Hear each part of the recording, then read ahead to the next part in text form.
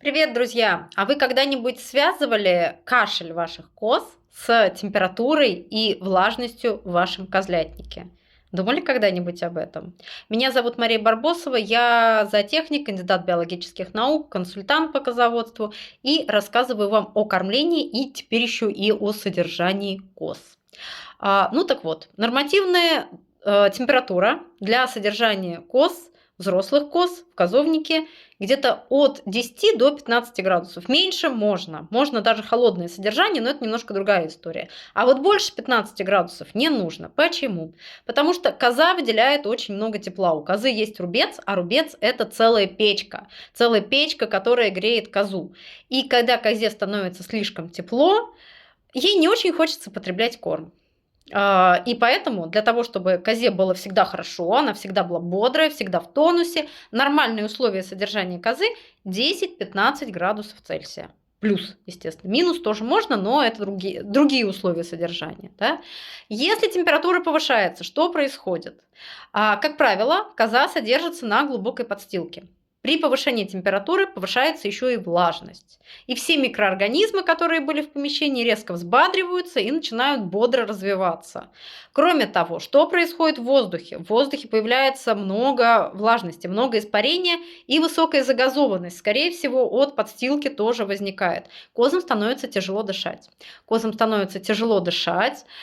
Они так начинают, они начинают мало есть еще, да, из-за того, что им тяжело дышать. Но из-за того, что они начинают мало есть, им попадает мало энергии, мало протеинов, у них сбивается пищеварение и снижается иммунитет желудочно-кишечного тракта, да, из-за недостаточно качественных потребленных кормов и недостаточно сбалансированных кормов потребленных и так далее. То есть первый момент, они меньше едят, у них нарушается правильное пищеварение. Это не сразу заметно. Вы не заметите, что у них там понос начался или вздулись. Нет, чуть-чуть сбилось пищеварение. Чуть-чуть, совсем чуть-чуть что-то пошло не так, но вы еще не замечаете. А еще им тяжело дышать. Много газов, много влаги и много микроорганизмов.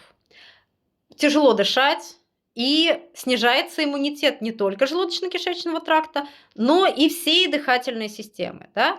И бактерии, которые так активно активизировались, да, они начинают свою вредоносную деятельность и в желудочно-кишечном тракте, и вот в дыхательной системе у коз. Да, и козы начинают покашливать. Сначала это просто аммиак, он просто раздражает их дыхательную систему. Да. У них же дыхательная система становится отечной, возможно, такой покрасневшей. Появляется, кроме отеков, слизистые выделения из носа, может быть, там, как-то они чаще облизываются, да. В общем, все слизистые оболочки становятся немножко поврежденными из-за не очень хорошего воздуха. Да. Дальше на немножко поврежденные слизистые оболочки попадает бактерии из окружающей среды всей, да, или свои, которые там уже были, и начинают активизироваться. То есть снижается иммунитет, попадают бактерии, и начинаются проблемы. То есть, как правило, козы более здоровые там, где микроклимат больше способствует условиям их содержания.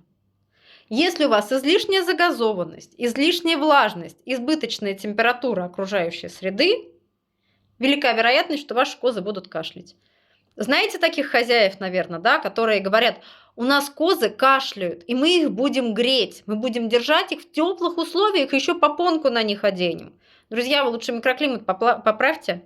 Сделайте, чтобы у вас не было избыточной влажности, избыточной загазованности, чтобы на стенах конденсат не висел, да, и температура была нормальная. Не надо никого греть. Просто сделайте нормальный микроклимат. Эта проблема решается достаточно просто.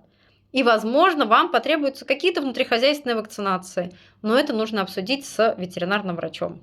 Рассказывайте, как у вас дела с кашлем, есть ли какие-то проблемы. Если нужно, врача я вам могу порекомендовать.